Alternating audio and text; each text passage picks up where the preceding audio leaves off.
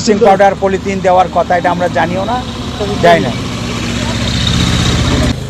তো এখানে মানুষ আসলে এটা একটা আমার কাছে একটা মনে হয় দেখা দরকার।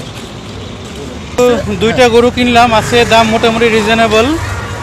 দুইটা গরু আমরা 1,23,000 দিয়ে নিছি, আর হাসিল পড়ছে দুইটা 2200 টাকা।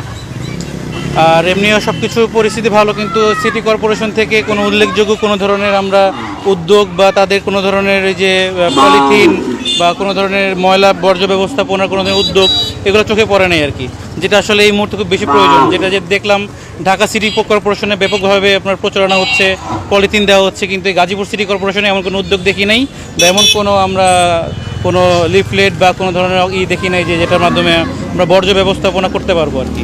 হ্যাঁ হ্যাঁ, ওই যে হাসিল দেওয়ার সাথে আপনাকে কোনো কিছু দিছে অর্ডার? না কিছু দেয় না। পলিথিন, ব্লিচিং পাউডার এই জাতীয় কিছু? কিছু দেয় না। আসলে মেন বিষয়টা হচ্ছে পলিথিনের বিষয়টা আমার জানা নাই।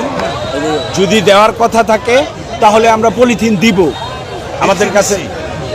আমি এখনো পর্যন্ত দেই নাই, মানে আমার জানা নাই, সেই কারণে দেওয়া হয়নি। আপনার কয় ঘন্টা ধরে বসছে?